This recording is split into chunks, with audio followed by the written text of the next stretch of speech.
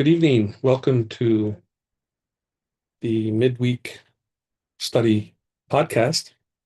This podcast is sponsored by Bradford Christian College.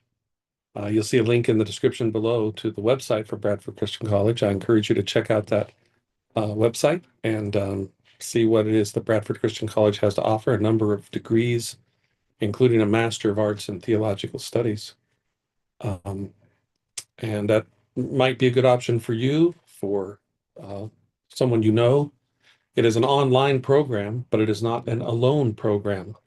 You are assigned a mentor who walks with you through your program, meets with you via Zoom, uh, challenges you, answers your questions, helps you understand the material to a deeper level, and it just encourages you along the way. So please do check out Bradford Christian College. Um, again, the link is in the description below, and hopefully that would be um, a program that would be beneficial to you, your child, someone you know that's looking to continue their education in that way. All right, so this is number 2 of our midweek study series, and we have been we have started looking at this sermon from 1874, I think, an election sermon, the title of which is Christianity, a National Law. And first off, let me say that my motive for this podcast is selfish. I have a stack of stuff that I want to read through, and so I thought if I scheduled a weekly podcast where I would take time to read, that it would get me on track and get me reading through that. So this is one of the things in my stack of stuff that I wanted to read through. And last week we started reading through this and thinking about it, and I was, making comments on what I was seeing in this sermon. And just to remind you, this is an election sermon. This is a minister who is called to come before the elected officials on the day that they're to take office after their election, and he is to exhort them, instruct them in what it means to be a Christian ruler. And so on this date, January 7, 1874, this pastor, Richard Gleason Greene, chose as his title Christianity, a National Law, and he chose as his verse, I can get to that point. O generation, see ye the word of the Lord. Have I been a wilderness unto Israel, a land of darkness? Wherefore say my people, we are Lord's, we will come no more unto thee. Jeremiah 2:31. And so he's addressing this issue of the role of Christianity with regards to the state, with regards to the government of the community. And he kind of put it forth as this question: is Christianity to be recognized as standing in any organic and legal connection whatever with our civil government? So this is the question that he's positing and he wants to answer. And in answering it, he began to build his argument. Okay, in fact, here he says, let the people stand and answer like men, whether Christianity is to have any recognized administration in civil government in this land. And so he kind of analyzed that question, and then he began going point by point in his argument um, for his answer to this question. His first point was every civil government must unavoidably have a religion of some kind. And essentially here he's echoing what George Washington had said, years earlier, 100 years earlier, maybe, not quite 100 years, I suppose. that for there to be morality, there must be virtue, and for there to be virtue, there must be religion, and that religion is the Christian religion. And that's how I would summarize his first point here. And then he says that there are reasons why this is the case. And he talks about the mere existence of any deity necessitates this state of facts. Okay. And so, as he points out here, the very idea of government derived from God lives among men only as God lives in the thought of men. If God exists, then he must exist as a fact too mighty and all-pervasive to be shut out from any sphere of human interest. And so this is what he's basing his view that because God exists, there must be government. Then he talked about the nature of man, and it was in this section that he talked about the way that man has been made is to acknowledge God and to know that he's accountable to God for how he conducts himself, how he lives, his government. And as he pointed out, law without God loses all its perspective, right? And you know, that's something that we need to contemplate on a regular basis, right? Think about um, the efforts that are made in our country or any country today to establish some law without regard to God, his word, his standards. And when you do that, you have a law that loses all its perspective. And as he follows that up with, it is impossible to depict social morality as flattened to the surface of this little world. And so then he makes this is where we ended last time. He makes this wonderful, wonderful statement. I want to read it again. And for the purpose of this argument, it is not necessary to prove that the deity exists. For even though there be no God, man is so made that he never will, never can fully discover that fact. He may make easy experiments in the direction of that disbelief. He may have a transient seeming success therein. But ever and ever his old, ineradicable moral nature returns upon him like a throbbing tide from the infinite ocean of the spiritual universe, whose surge, murmuring or thundering from afar, rolls in and breaks at his feet with the echoes of eternity, the syllables of God.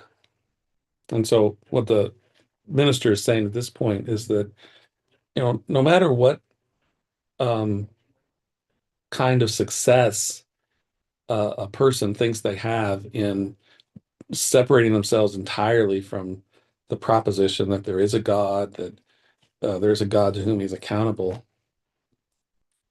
Nevertheless, because of the way that we are made,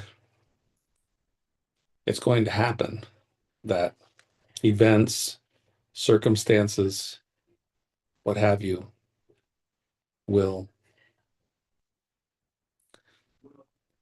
come rolling over that person like the waves of the ocean, and he'll know all of his efforts to um, all of his efforts at these experiments in the direction of disbelief are foolish and they fail. And he knows, as Romans 1 makes clear, he knows there's a God, that God is present, that God is near, and that God is not silent. Okay, so let's pick up with number 3 here. History stands witnessing this fact. The world does not know of governments without religion. Such governments have been repeatedly advertised for as exceptional and precious curiosities for ethical cabinets. Some have even been manufactured as amazing monstrosities are skillfully wired together for museums. But governments which perpetuate themselves absolutely, without any recognized administration in the direction of man's spiritual faculties and religious nature, are not caught alive at any period by any explorer of the history of our race. They must be sought among other missing links needful as the articulation for brilliant theories. Scarcely can we be certain of them among the anthropoid apes of whom, as the ancestors of man, the charming history, interesting as a romance, has been written from the original documents of the imagination by one of the most indefatigable of modern explorers. In the assertion that governments always have and administer some kind of religion, it is not denied that savagery may furnish seeming exceptions in which the governmental form, undeveloped as yet, takes not on all its functions, but the principle, rather the fact, stands in history. Not only that a prevailing religion has quietly stamped its imprint on public procedures or given its tinge to law, but also that every civil state has taken its ground on some religious facts as by it received, and on certain relations and bearings of those facts to be by it administered. Sorry about that. Didn't mean to scroll rapidly there, but uh, let's think about that last statement there that we just read.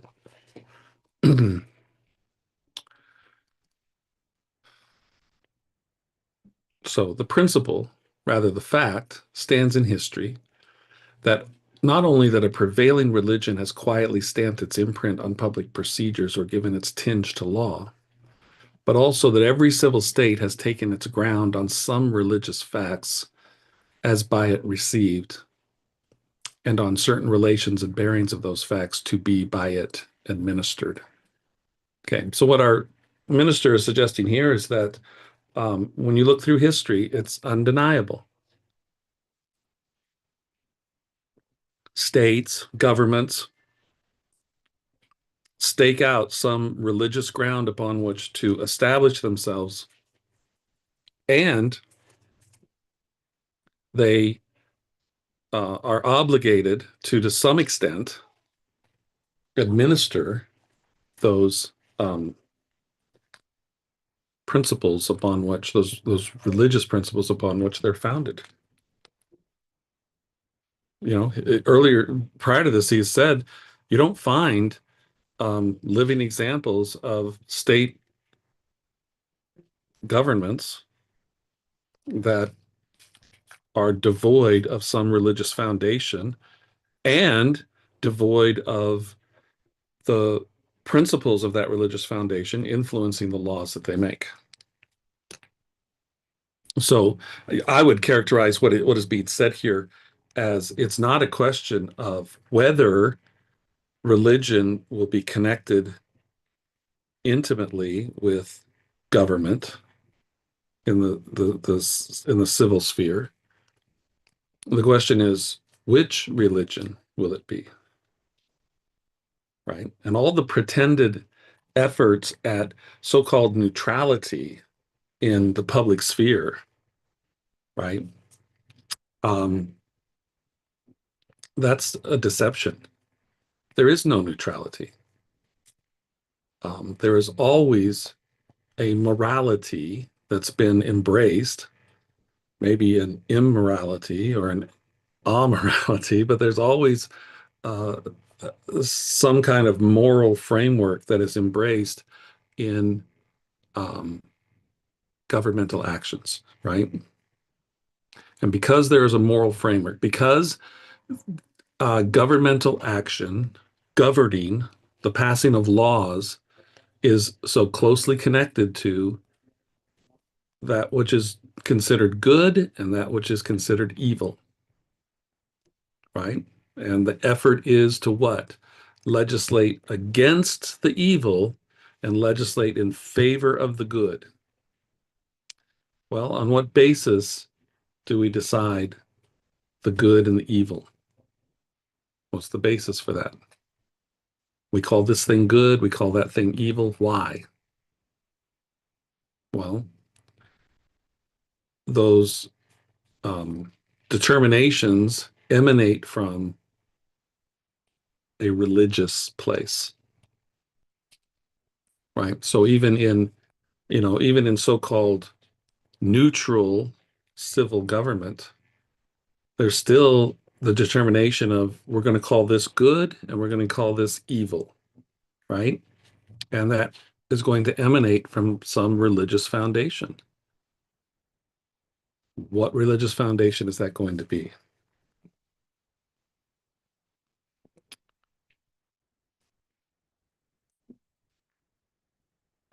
Because the civil order is a translation out of the divine, I'm reading again here, written by God's creative hand on the tablets of the human soul and resounding from some awful Sinai of celestial law. Um, the word awful here, awful Sinai, doesn't mean bad Sinai or, you know, um, icky Sinai. It means full of awe, all right? Awe-inspiring Sinai of celestial law. Therefore, no civil state has been able to stand in a complete denial or neglect of that divine reality. Okay, so imagine the frustration of those who are uh, engaged in civil government but are opposed to Christianity, and their frustration that they always knock their head against the stone tablets of this divine reality of God's law written by his finger in stone. And so ultimately, for every one of them that are, um, you know, rejecting God and thinking that in their own sinful wisdom, they can produce something that is viable and sustainable and beneficial, right? They want to, in their humanism, they want to provide a solution to the visible circumstances of man that do not require the supernatural, that do not require God. Their cry is, we can save ourselves. Okay. But as they make that effort, as they work through um, the things that they do as a civil leader, they will constantly butt up against the divine because whenever they stumble into declaring that which is truly good as good and that which is truly evil as evil, they are borrowing from God's worldview, God's domain, and it must grate on their souls. In ghastly days of revolution like those in France, at which the world still shudders, there have emerged above the waves of disorder, like bubbles on a sea of blood, forms that men called governments, expressly ruling out God and all that was spiritual, forms that danced and glistened in the fiery gleam for their brief and horrid hour. But they were not governments, only phantasms. The ghosts of governments that had been damned for their crimes, or impish caricatures of the social order foaming up as suggestions from we know not what nether deeps. Okay, so knowing history here is going to be helpful, right? Because he's referencing the French Revolution that in the course of history was an event that came after the American Revolution. The American Revolution rooted in the idea of life, liberty, property, and no taxation without representation. Um, Rock solid principles that form the basis of um, the orderly and decent society that can arise out of that. Okay. The French Revolution, which followed the American Revolution, and its motto of liberté, égalité, fraternité, liberty, equality, and brotherhood. Okay. Very different principles, a very different revolution.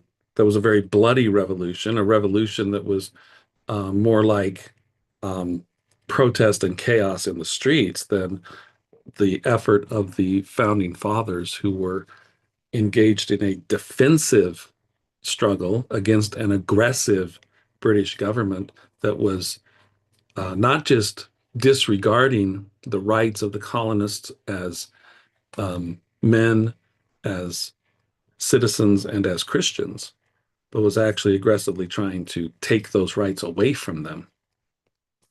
In the French Revolution, um, it became an effort to unseat Christianity as being influential in the society. And uh, they wanted to change everything away from those things that reflected Christianity. So they didn't want a 7-day week. They wanted a 10-day week. Um, they were willing to take the churches, the cathedrals, and they turned them into brothels and such in their effort to unseat Christianity. And so that's why the pastor here is saying that that what was going on there was not government.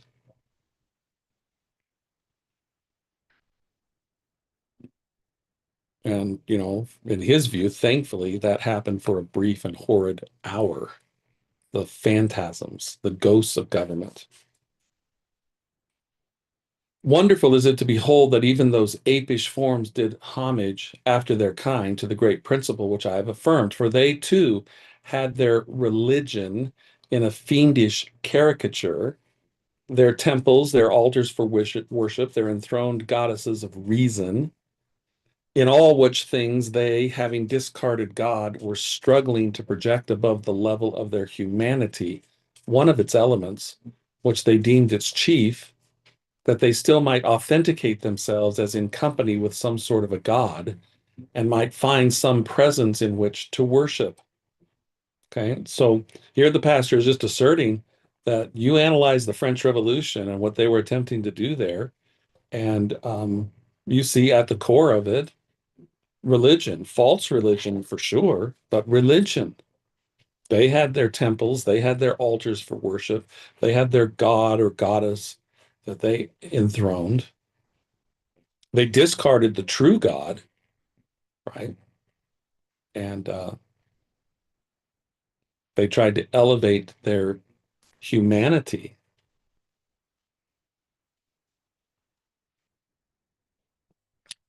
In the arrogance of their blind, sinful thinking, they thought that they could actually save themselves.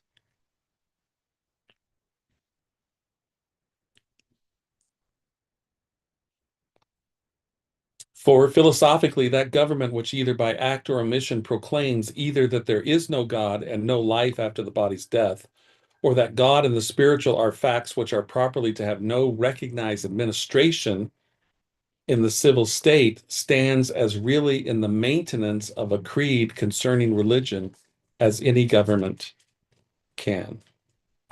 So again, he's simply reasserting the idea that um, the point here is not whether a government will be based upon a religion or not a religion. The question is, what religion will that government be based upon? We may infer that the great governmental problem with man never has been and never will be religion or not, but always what religion. All right. Now, I swear to you, I am reading this for the first time. Okay. I had never read that sentence before I made the comment that I made. So I just feel like I'm walking hand in hand with this minister. It's encouraging. It has made my heart happy to read that sentence there. Um, that is, it just like affirms that, wow, I really am understanding this guy who's a whole lot smarter than me.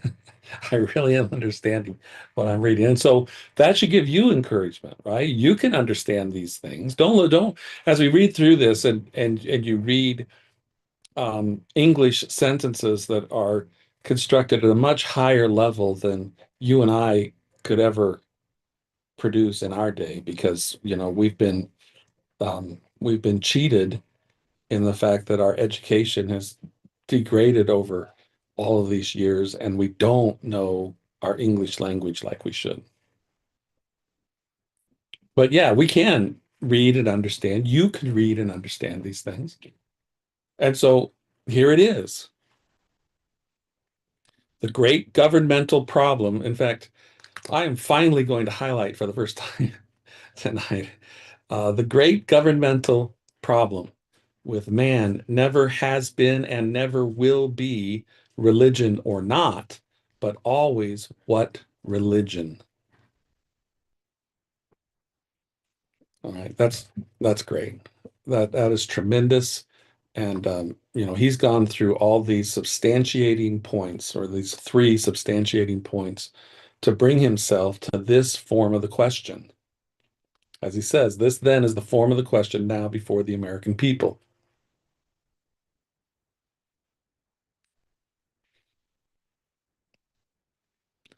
All right, so we've made it to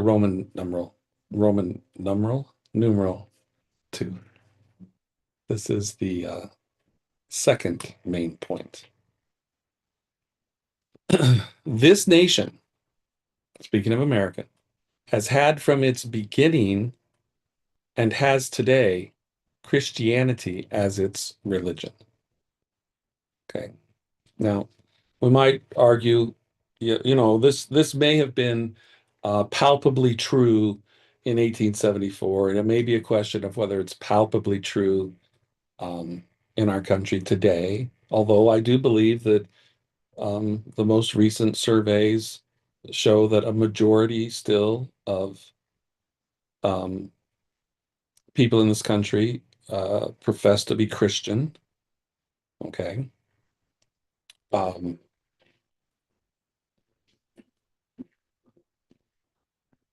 um, Certainly it is, well, I guess I say certainly, because I think it is certainly. I think those that deny this are um, have deceptive motives in doing so. But so I will say, certainly Christianity is the religion of this nation from its beginning, even before its beginning, right?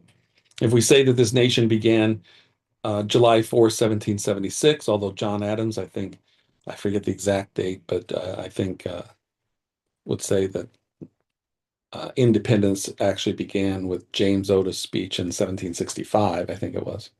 But whatever, right? Certainly, July 4th, 1776 is a declaration of independence that the 13 colonies are free and independent states, right? We talk about that as the birth of our country, right? But technically, it was the birth of 13 countries, um, the 13 states that were now declaring themselves free and independent. Now, for good and wise purposes, they those 13 independent states chose to voluntarily join themselves together in an effort to secure their independence that they had declared. But even before that, um, Christianity was the motivating factor for people who came to this land. It was clearly the motivating factor for the Pilgrims who came.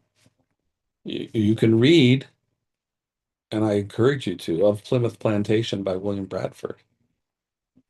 I strongly encourage you to read that uh, work.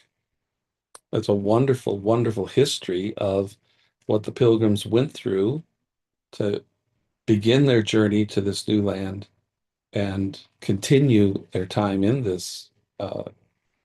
in the colony of Plymouth. But it also explores the reasons for what they did. And if you read that seriously, and you come away with any other thought that, yeah, they were motivated by something other than Christianity, their Christian faith, then you didn't read it well enough. You need to read it again. The Puritans who come, some 10 years later, the Puritan Exodus, as it is called, as the Puritans come and the settling in Salem and Boston and the Massachusetts area, um, yeah, their concern was um, how to be a city on a hill, a light to the world of how it is to organize yourselves as a Christian community.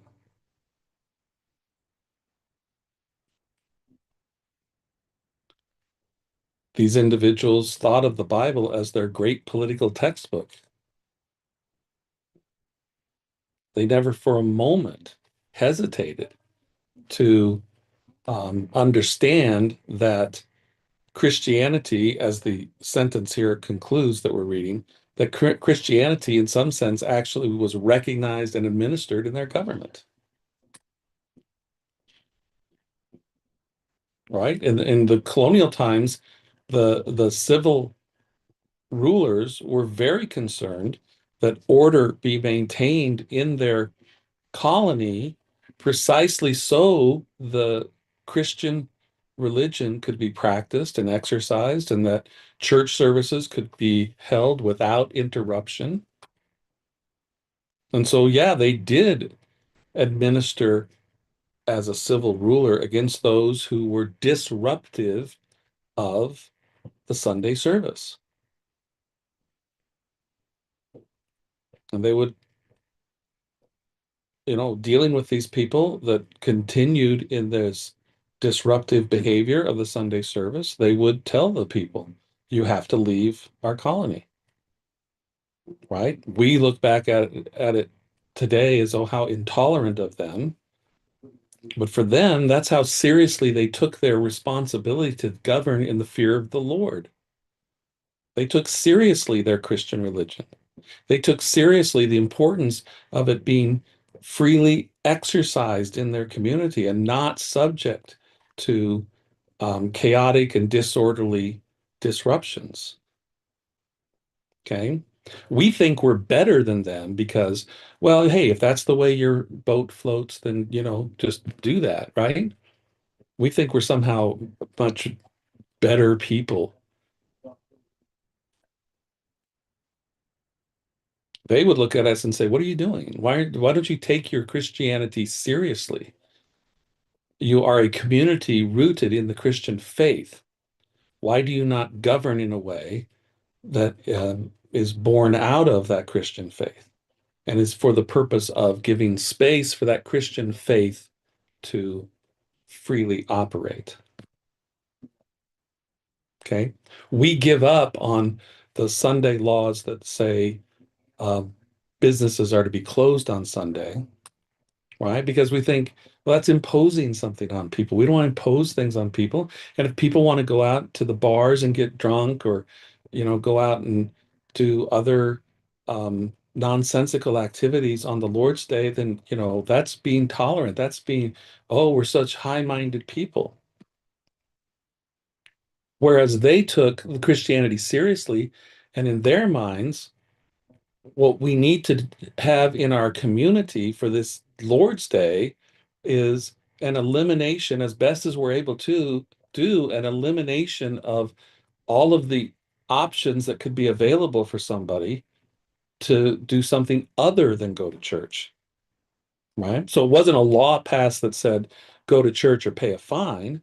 It was a law passed that said let's close down other distractions so that that non-Christian who wakes up on Sunday morning and thinks, oh, I want to go to the bar. Oh, it's closed today.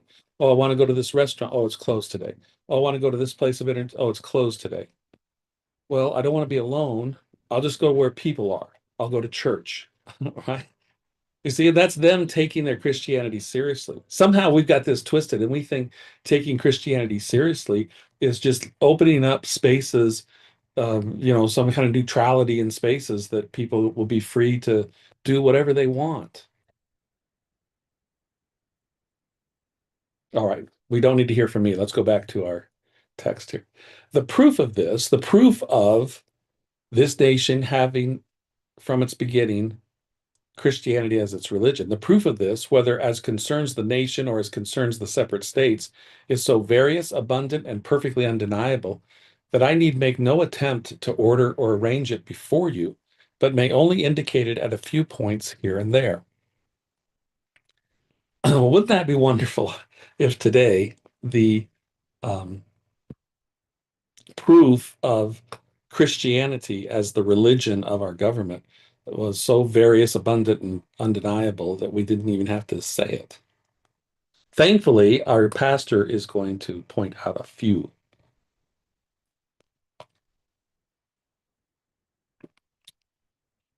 Whether our fathers made a practical error, which we have perpetuated, maintaining the wrong religion, whether we have administered or are now administering our Christianity in its best form through wisest methods in due adjustment with all public rights and interests, these are points for argument.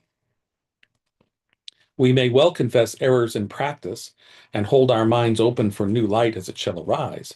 But to the main fact above stated, the testimony is overwhelming. Okay. So all he's saying there, if you take it to a personal level, he's just saying there what any of us Christians should probably think that um, I know that I am a Christian. I know that I'm a believer. I don't always act like it, right? In practice, I have some issues, right? I may not be perfect in how I live out the Christian faith that I embrace, but it doesn't change the fact that I embrace the Christian faith, right? Um, I understand that as a Christian, I am to love the law of God. Sadly, I don't always represent the law of God in the best possible light. Okay, that's what he's saying here. And so he admits that, yeah, we may need to sit down and talk about what it is that we're doing and whether that's the best way to administer our Christian religion. Um, but just because we may be in some aspect of how we govern, we may not be doing it the best way, doesn't throw out the foundation of Christianity. All right, so let's see where he goes with this. Blackstone says Christianity is part of the common law of England. Hmm. Okay, so Blackstone would be their authority on law in the 1870s, probably still, um, certainly prior to the 1870s. If you were studying law, you were studying Blackstone. Blackstone wrote commentaries on the common law of England. And his conclusion about the common law, Christianity is part of the common law of England. And in a note to an American edition of his commentaries, it is stated that we have received the Christian religion as a part of the common law. Okay, so um, the common law of England was embraced and brought to the colonies and then America as foundational law. And embedded in that common law is the Christian religion. Judge Story declares Christianity is a part of the common law. Chancellor Kent asserts the same, 1821. Judge Dewar says the existence of the common law is presupposed by the Constitution of the United States and referred to for the construction of its powers. Mr. Webster, in his great argument on the Gerard Will case, and I'm pretty sure this would be Daniel Webster, not my favorite Webster, Noah Webster. I'm sure this would be Daniel Webster, says Christianity is the law of the land. Though, of course, it is not claimed that this great advocate is here uttering a judicial decision. Nearly all our state constitutions open with an express recognition of Almighty God. The Supreme Court of Pennsylvania, Updegraff versus Commonwealth, 1824, ruled thus: Christianity, general Christianity, is and always has been a part of the common law of Pennsylvania. Okay. And so the reason they would say Christianity, general Christianity, is that they would want to be clear that they're not elevating one Christian denomination above others. Okay. And so they're talking about um, those doctrines of Christianity that certainly in that day, but hopefully in all days, are um, readily and commonly embraced by the various denominations. The Supreme Court of New York, Chief Justice Kent, People versus Ruggles, 1811, ruled that Christianity has a place in our laws. In the same court, Lindenmuller versus the People, 1861, Feb, reaffirmed this decision, declaring that Christianity was not established by our laws because it existed before our laws, but that it was fully recognized in them. Okay, so I find that to be a pretty interesting declaration right there, right? Our laws didn't establish Christianity. Christianity existed before our laws. Our laws recognized Christianity embedded within them. Or I shouldn't say our laws recognize that. We recognize. It's fully recognized that Christianity is embedded in the laws. The New York legislature declared by a vote nearly unanimous, this is a Christian nation. Huh. That was 1838. Christianity is the common creed of this nation. Huh. Isn't that interesting?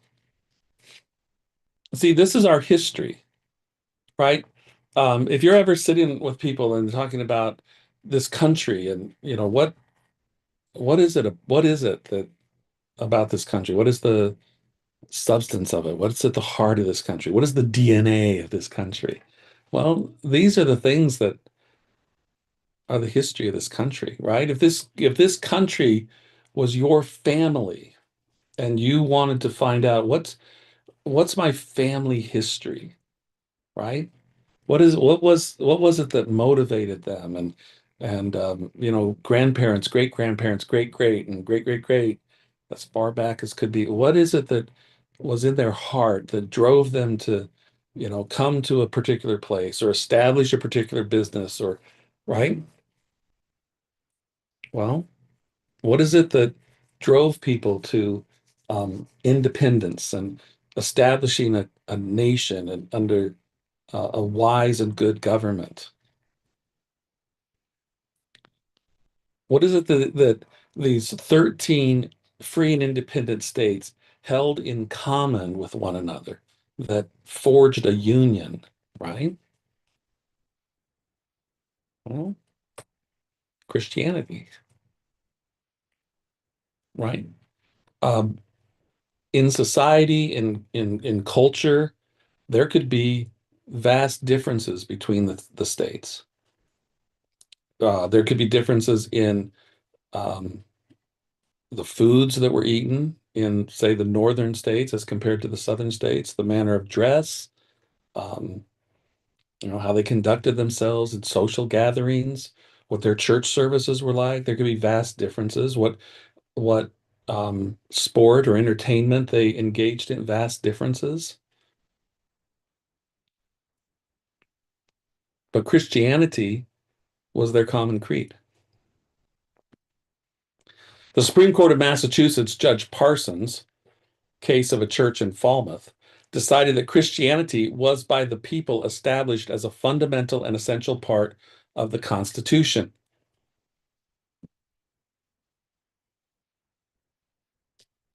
Now I don't know that Constitution there probably refers to the state Constitution, not the U.S. Constitution. I don't know. We'd have to read the case. Maybe it refers. It would be interesting if it referred to um, the U.S. Constitution that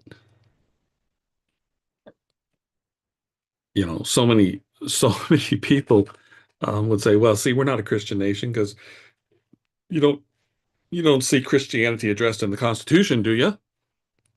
And yet here was a judge who's, if this applies to the U.S. Constitution, I suspect it applies to the Massachusetts state Constitution again, but whatever. Christianity is a fundamental and essential part. President John Adams, in the year of the adoption of our Constitution, in his elaborate defense of that instrument, asserts that the American system had passed from experiment to complete success in a government grounded on reason, morality, and the Christian religion. Okay. So even if Judge Parsons here is only referring to the state constitution of Massachusetts, John Adams isn't.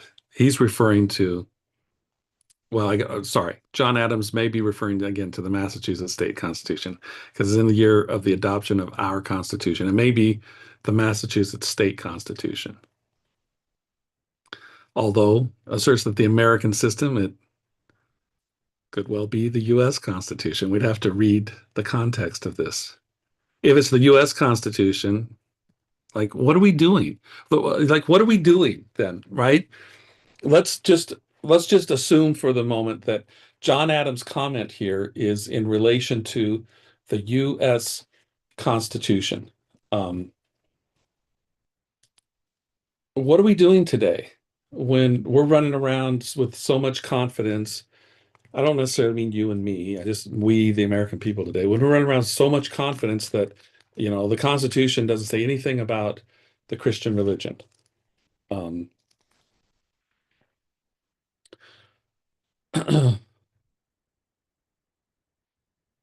sorry, I'm trying to multitask here. I'm going to ask Grok about John Adams' defense here. Was John Adams' defense about the U.S. Constitution or the Massachusetts Constitution? Okay, so um,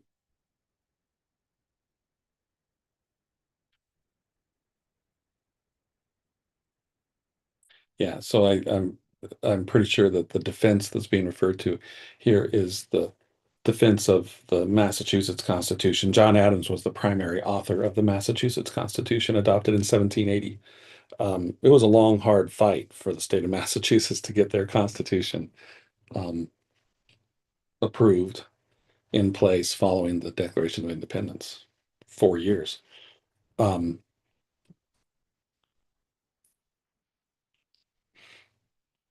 well, although it says here he did defend and support the U.S. Constitution from abroad through his correspondence and later writings, most notably in his 3-volume work, A Defense of the Constitutions of Government of the United States. Finally, to directly answer your question, John Adams' defense was about the U.S. Constitution. There we go. We've got it. Okay. His defense, his writing titled Defense right here, was about the U.S. Constitution. Okay, so back to my point. um, Back to my point. What are we doing today when we allow for this unfounded proposition that there's nothing in the U.S. Constitution that says it's based on Christianity? When a president who was president under the Constitution that we currently live under, the president, a president who was part of I don't think he was at the Constitutional Convention because he was overseas, yeah. But he defended the Constitution that was written. He was certainly aware of what was happening governmentally. And he says in defending that Constitution, that document that we pretend to cherish but mostly ignore in the way that we govern ourselves. He says it's grounded on reason, morality, and the Christian religion. Now, I think there's some redundancy there because if it's not grounded on the Christian religion, it cannot be rightly grounded on reason and morality. Okay? Because those reason and morality emanate from the Christian religion. But regardless, like, what are we doing? What are we doing? Why are we letting people get away with these claims that, well, that's not a Christian document. Our immediate response should be, because we love our country, we love the ancestors who helped establish our country. Our immediate response should be, no. Uh, the founders clearly stated that this document was grounded on the Christian religion. So, Mr. Modern day American citizen or non-American citizen, whoever, Mr. Modern day commentary on the Constitution, you're wrong. You're wrong. The people who wrote, defended, ratified that Constitution strongly asserted that it was grounded on the Christian religion. Okay. So you can pretend whatever you want, but no, it was grounded on the Christian religion. 6 years before, in all the storm and stress of the revolution, Congress, moved by state policy and for the sake of the budding nationality, had authorized, this is 1782, September 12th, the publication of an edition of the Bible under its sanction, in view of the cutting off of the usual supply from England. Separation of church and state, separation of church and state. And yet, what were they doing in 1782? Man, we can't get Bibles from England because of the war. We need Bibles, right? I mean, think about all the things they need in the midst of war: guns, bullets, uniforms, shoes, right? Um, Bibles.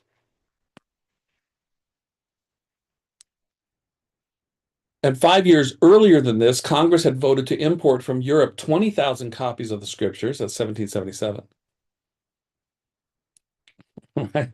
So they're into the war, right? Congress, you could just imagine Congress meeting. Okay, we're in the war. We got to figure out what do we need. We got to plan for the war. Got to plan for the war to continue. Apparently, maybe it would be frustrating to them that this thing hasn't calmed down. They haven't negotiated a peace with England. Whatever the case. All right, let's plan for the continuation. What do we need? We need bullets. We need rifles. We need canteens. We need hats, right? Shoes. Don't forget shoes. And then, the wise, venerable representative, right? What we need most of all is Bibles. We need Bibles.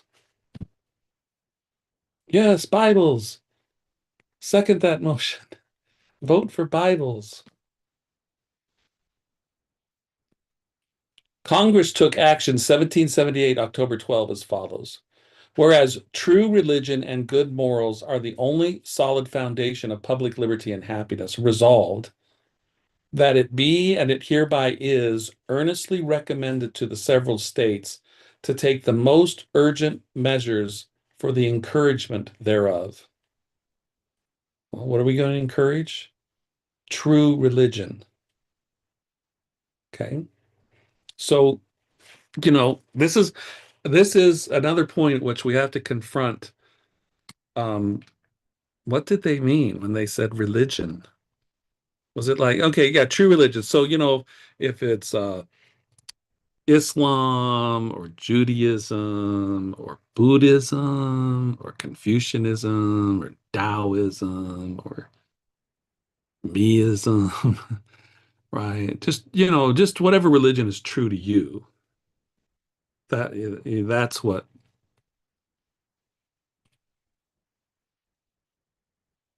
No, see, they weren't interested in accommodating diversity because they didn't believe that what the 13 states needed was greater diversity. Okay. They believed, like every coach of every sport in our modern day has believed, we've all got to be on the same page, right? No football team says, oh, yeah, just go ahead and bring whatever playbook you have from home, and that'll be your playbook, right? And you run your play, the play that's true to you, and everybody else will run the play that's true to them because we value diversity here. And so we want diversity because that's going to lead us to our championship.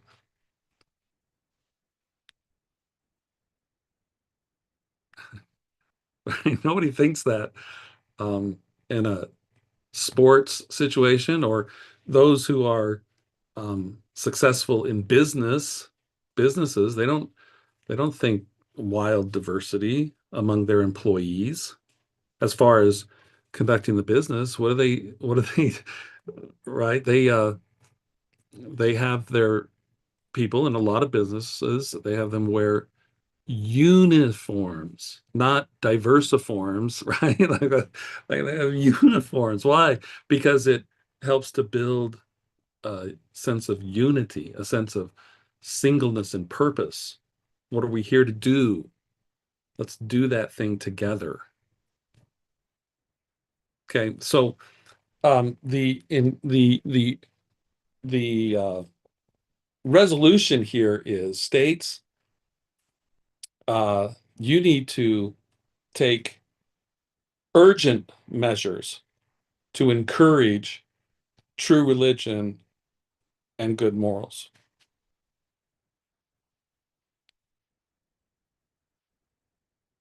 Because that's the pathway. And true religion, of course, would be the Christian religion, right? The religion delivered by Christ through the apostles. I mean, that would be one of the ways that they would describe it. The primitive religion as delivered by Christ. Because that's the true pathway to public or civil liberty and happiness. And again, for them, happiness is not, you know, oh, you brought me ice cream. I'm so happy. That's not what they mean by happiness. And you can use your Webster's 1828 dictionary and look up the word happiness, look up the word happy, and you'll see there that in the definition, um, true happiness is that state in which someone is at peace with God. And that's what they meant by happiness. When the Declaration of Independence says life, liberty, and the pursuit of happiness, written by Thomas Jefferson, who many would say, well, he wasn't a Christian, and maybe they're right. I don't know. His granddaughter adamantly defended his Christianity, but whatever. But he wrote in that declaration about the pursuit of happiness. Because one of the things that, Christian or not, one of the things that was prevailed in the minds of the founding fathers was in their life as a community, in their civic life, they were very desirous of being at peace with God. That was happiness. Okay, in 1779, May 26, Congress unanimously voted an address to the American people calling on them to diligently promote piety, right?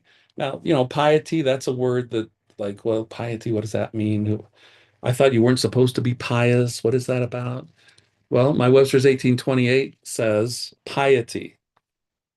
It's a compound of veneration or reverence of the supreme being and love of his character, or veneration accompanied with love. That's piety in principle, he says. Piety in practice is the exercise of those affections in obedience to his will and devotion to his service. So, understanding that definition of piety, which would be probably the operating definition that we have here, that doesn't sound like a bad thing. Shouldn't we be people that um, reverence God and love his character and put that into practice by walking in obedience to his will and devotion to his service? Sounds pretty good. And so the, the Congress of 1779 is um, addressing the American people to practice the Christian character of piety. The first act of the first session of Congress was to provide for the opening of its sessions with prayer. Okay, now, I don't know, I think this has probably gone way off the rails at this point. Um, what happens with opening prayer, and they probably have prayers that are far removed from Christianity. But that's not what they were interested in. They weren't interested in, you know, some Asian monk coming in and chanting some kind of meaningless prayer.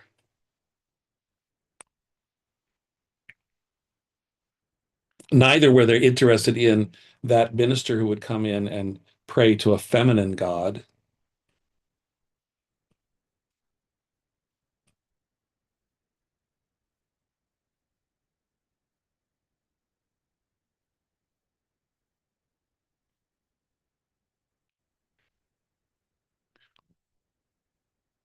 All right, so he's just gone through a litany of actions by government to promote the Christian religion among the people, right? And remember, this is um, the first of his evidences that are so abundant in the country at the time that this nation is founded upon Christianity. And that therefore the laws, the acts that proceed from the government are rooted in the Christian faith.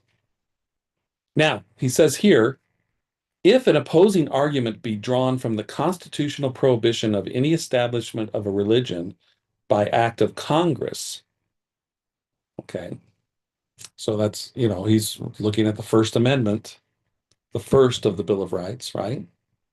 Congress shall make no law prohibiting uh, the free exercise, or what? Congress shall make no law.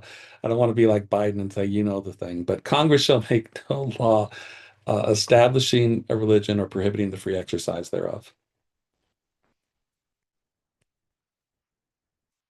And everybody today spouts off, oh, yeah, separation of church and state is right there in the First Amendment. Well, I quoted it poorly. I may have even quoted it wrongly, but I know that the First Amendment, the words separation of church and state don't show up anywhere in that First Amendment. In fact, I don't think those words show up anywhere in the Constitution at all. I'm not even sure the word separation ever shows up in the Constitution. Maybe it does, but I don't pretend to have the whole Constitution memorized. But um, well, what's the response to those? Oh, establishment of religion, establishment of religion. It is to be replied first that that may have been aimed to secure the whole right to the state in reserve from federate invasion. Well, what's he saying? What he's saying is, don't forget that that amendment says Congress, and Congress is the national government. And so our pastor is saying, look, um, one thing that could be concluded from that is that states are to be left alone in regards to um, matters of religion and how those principles of religion work their way into the laws and such that states put in place. In other words, the national government has nothing to say to the states about whether they um, pass a law that there's going to be a state church, whether they pass a law that says you have to be a member of this particular church if you're going to hold office in this state, or whether they're going to pass a law that says you have to just profess faith in Jesus Christ to be able to hold office. All of those things are allowed under that First Amendment because states are free to govern in that way. And secondly, that interpreted by the whole spirit of the age and in light of contemporaneous facts, it was aimed undoubtedly, as was explained by Judge Story, Chief Justice Marshall, and Chancellor Kent, against any sectarian establishment or union of church and state, which in any form then known on earth would not be tolerated for an hour by the American people. Okay. So this is what we need to think about as far as the First Amendment. Okay. Think about what these people had been through, all right? These were people who had been through the Revolutionary War, throwing off the oppression of England. And one of the oppressive things about England was this state church, which exerted its oppressive will over how Christianity would be conducted in England. And the American people now are saying, we don't want to have to deal with that kind of issue. We don't want there to be a state church. We don't want Congress to say, the Baptist church will be the church of this country, or or some Presbyterian church, or some brand of Mennonite or Methodist or whatever.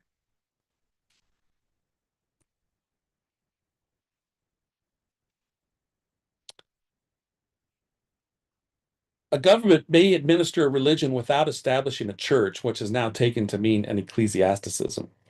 When we look at the historical foundations of our several states and at the formation of our general government, we find them to be the very products of a Christianity working vitally in the social atmosphere or received as a heritage. Also, we find them standing in a recognized administration of Christianity as fundamental law. That was all that the founders knew in this department of statesmanship.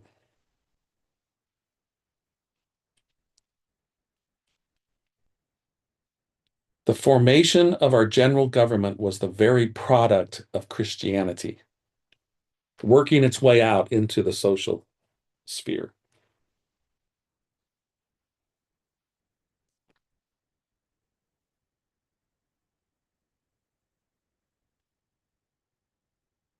As those men began the work of administering law, they recognized that the fundamental law was Christianity.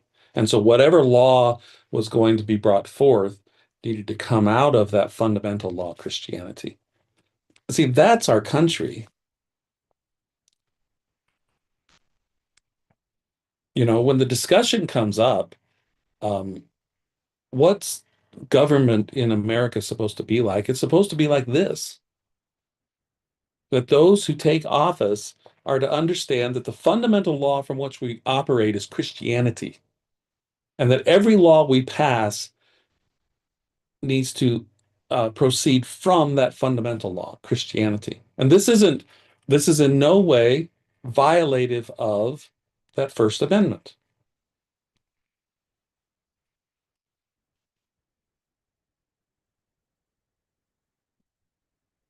All right, let's see.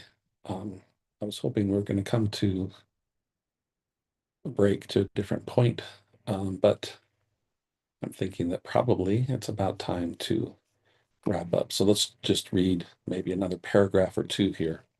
But this testimony, it may be averred, is from the past which groped and whose hand, stretching out of its darkness, is no guide to us who walk in modern light. Okay. I don't know if the pastor took on a tone of sarcasm at this point, but I would, right? This ridiculously arrogant assumption that we're smarter than they were then.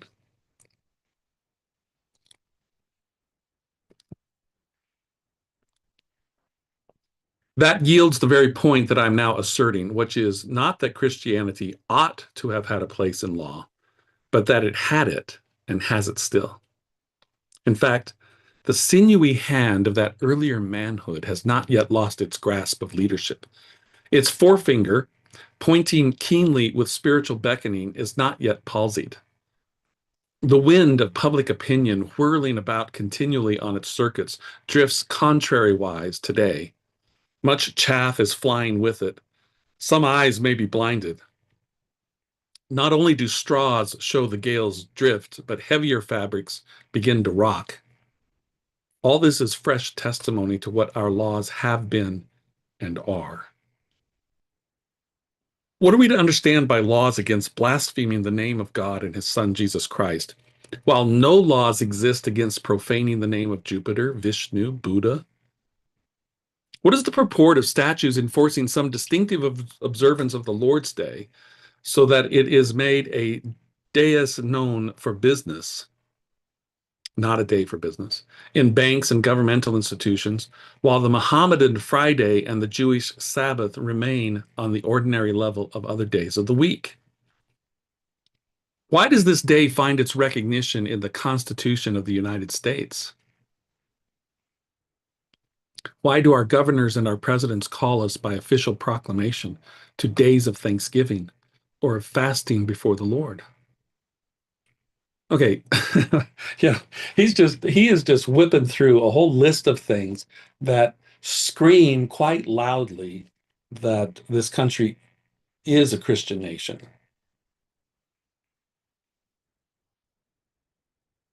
And that in particular, our government recognizes the foundation of Christianity as its base of operation and its laws. I mean, even today, living in a country that is seems to be, how did he describe it here? Um, seems to be that not just the the tall grass that's easily moved by the breeze, but even the heavier fabrics that it takes a stronger wind to blow are rocking in this drift away from Christianity as the foundation of our nation. And yet, government offices close on Sunday, banks close on Sunday. You know, now sadly, many may say, well, that's just the way it's always been. No, I know people could say, well, banks are closed on Saturday too. Okay, fine. But they're closed on Sunday. Now, I know that laws against blaspheming the name of God and his son Jesus Christ have long since gone away, but they were a thing. I mean, we're so messed up in our minds today that, we actually pay people to take a movie or a show and bleep out crass words, those four-letter words, and yet they just let the blasphemies go, right? Um, I watch some video of a tennis match, right? And the players are blaspheming Jesus, they're blaspheming God, and everything's fine. And then they let go a four-letter word, and um, they get a warning for language abuse or whatever they call it. It's like, really? um, I think you got that wrong. I mean, I don't care to hear four-letter words being shouted out and everything, right? But good grief, if I have to choose, let me have the blasphemies bleeped out and put up with the crass language, right? I mean, if for some reason we don't have the technology to bleep out both, right? Let's bleep out the blasphemies. Okay.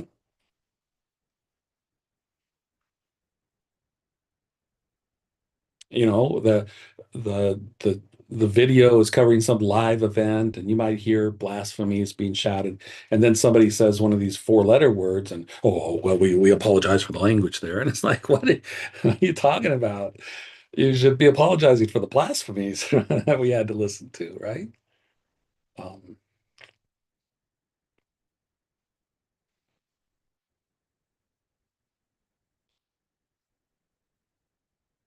and there's another sermon, maybe a sermon that we'll take up after this, I don't know, but there's another great sermon where the pastor points out that, if you're Mohammedan or Muslim or you're a Jew, you're welcome to live in this country. But when you live in this country, your expectation should be that you abide by the laws, and you should know that those laws are rooted in Christianity. So you should know that come Sunday, businesses are going to be closed because this is a Christian nation, right? And don't have an expectation that we're going to accommodate false religions, and close businesses on your preferred day. because this isn't a Jewish nation or this isn't a Muslim nation. This is a Christian nation.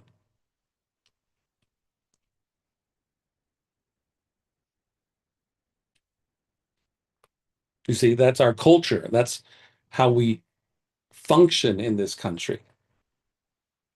Okay. That's how we develop, nurture a common creed that helps to build and strengthen the unity among us.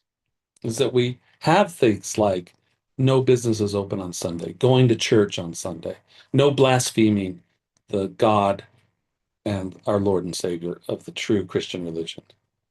Okay. This is all part of our culture. This is what makes us um, more in line with one another, more in union with one another. Now, you'll note here, why does this day find its recognition in the Constitution of the United States? Yeah, when you read the Constitution and it talks about, I think it's how long a president has, to sign a bill and the number of days and such. And it says Sundays ex accepted. In other words, Sundays don't count because Sundays are not to be part of the regular business days. Why? Why would they do that?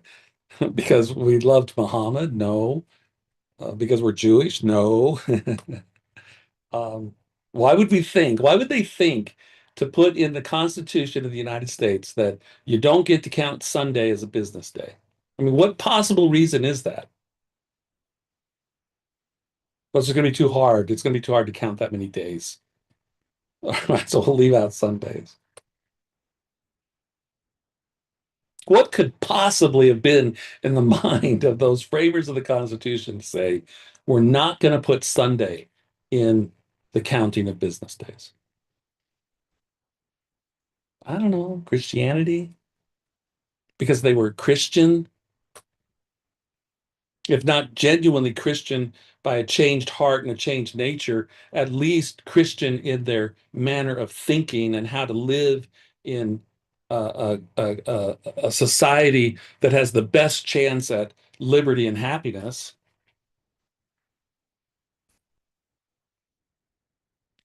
And look, if you never have, and hey, we're heading towards Thanksgiving Day, okay? Don't submit yourself to the nonsense of our day that, oh, let's say thanks to the Native Americans or um, quite frankly, the Native Americans need to be saying thanks to us. And I know people would, oh no, we wouldn't have known how to plant corn without the Native Americans. Well, I don't think that's true. I think corn was planted in England before they came to this country, right?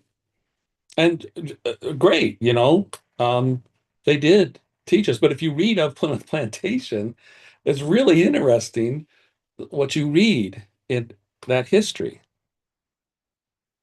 because it was the Pilgrims that actually taught the Indians how to care for their gardens because we introduced them to the garden hoe, right? So they could properly weed their garden and their crops could grow better. They didn't have that. They didn't use that. They didn't, I presume that they simply just threw the seed out. Well, I guess they didn't throw the seed out. They made a hole and put a fish head in there and put the seed there, but there was no cultivating, there was no tending.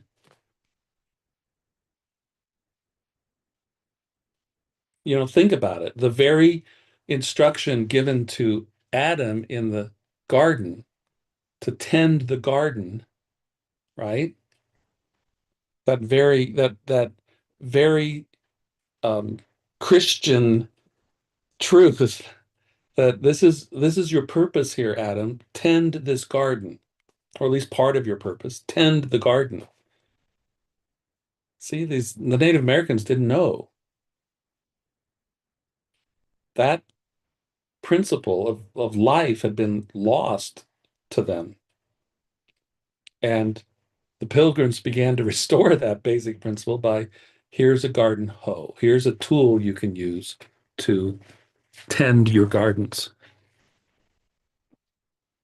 So look, when Thanksgiving comes, Do yourself a favor. Find George Washington's first proclamation of a Thanksgiving Day and read it. You want to know what Thanksgiving Day is supposed to be about for Americans? Go to George Washington and his first proclamation of the day of Thanksgiving and find out what it's really about.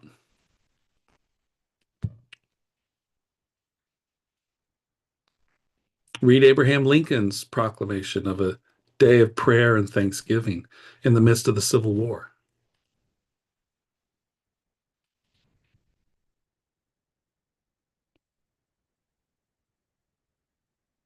Why do our laws require oaths in our courts in the great name of God? I spend maybe too much time watching live streams of court cases, and it's refreshing that there are still some courts where do you swear to tell the truth, the whole truth, and nothing but the truth, so help you God.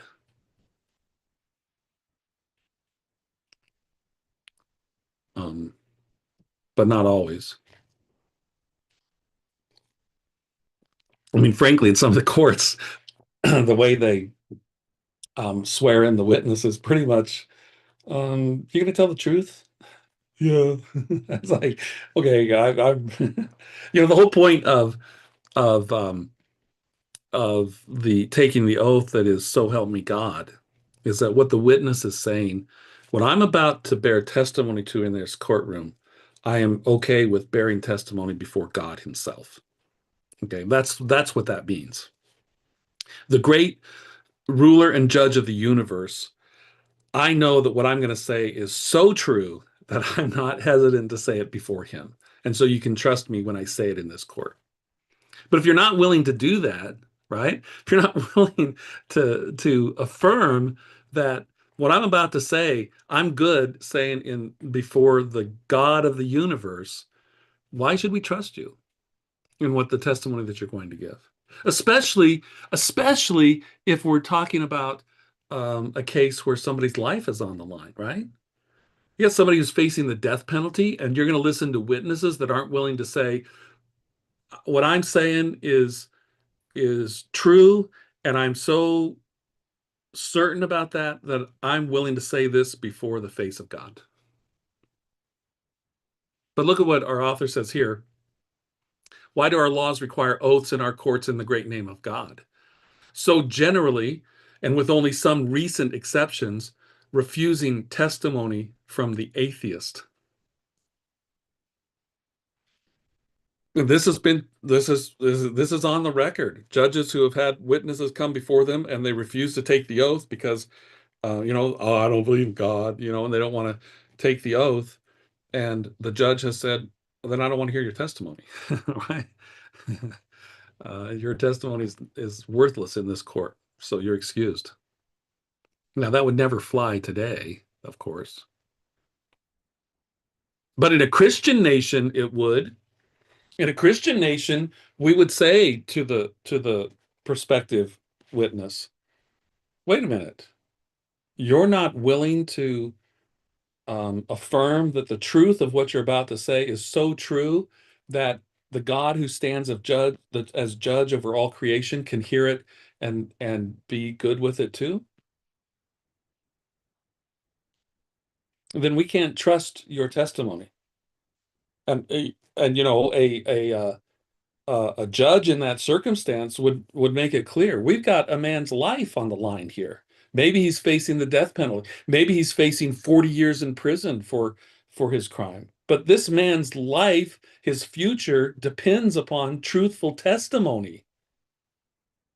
And you're going to come in here and say, well, yeah, I'm not going to take that oath because I don't believe in God. You're not going to come in here and recognize the solemnity of this situation and be willing to say, what I'm what I'm going to give as my testimony is so true that I can sit in the courtroom of God and give it. I mean, the proper response is, well, obviously, you don't take this whole business of carrying out justice seriously. So please exit the courtroom.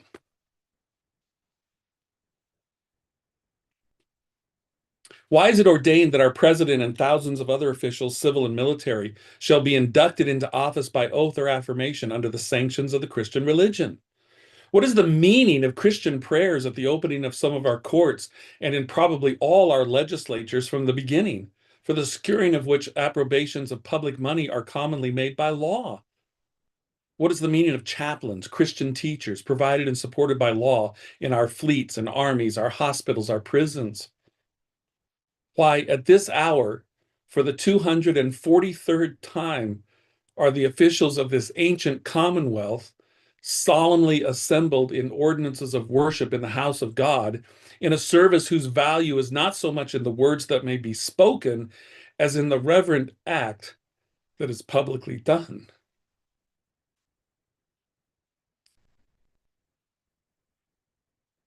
(1874), he's saying this is the 243rd time that elected officials have come to the house of God in preparation for their term of office.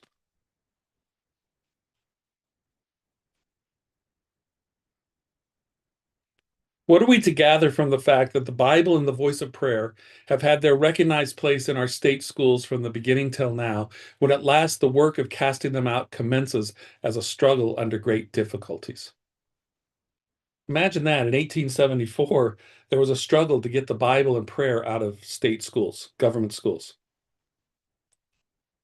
So think about how good God was to this nation, that it wasn't until the 1960s, right? That I guess prayer was taken out of school.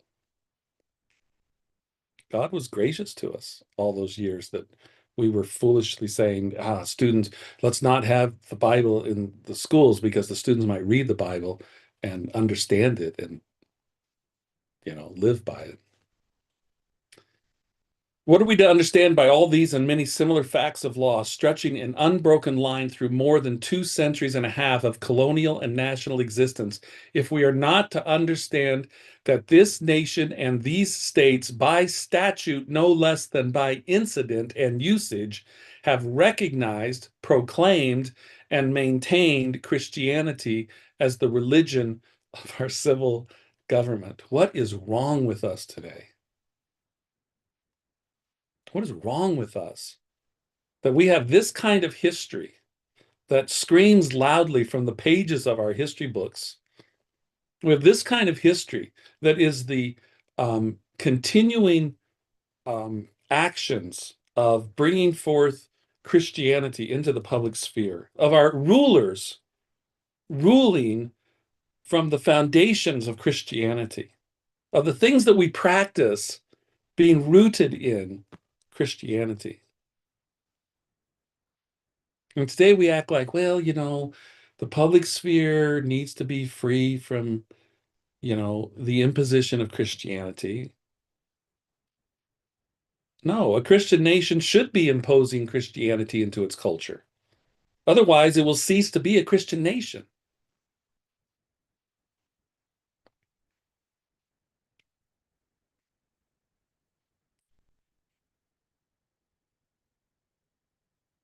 What is wrong with us today?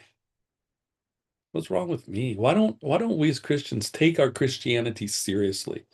Like was done in these days and prior to 18, but by 1874, like this pastor's already admitted, we got serious problems in this country. In 1874, we got serious problems about the understanding of Christianity as a national law, Christianity as the religion of our civil government.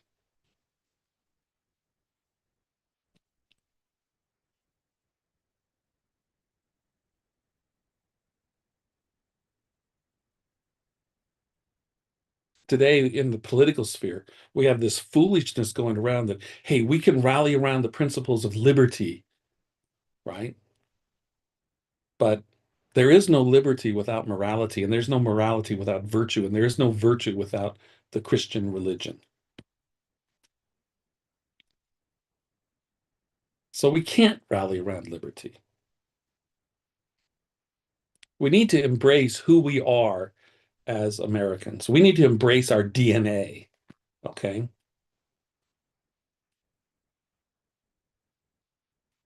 And who we are as Americans, we are a Christian people who live in a Christian nation. And we don't apologize for it. We're not necessarily mean to people, but we're a Christian nation. So when you come here, expect to be governed by and to abide by laws that are rooted in Christianity. That's not so hard to understand. We understand it of particular nations in our current condition, right? There are particular nations that are of a particular religion, false as it may be. And when you go there, you expect to have laws imposed upon you that are rooted in that religion.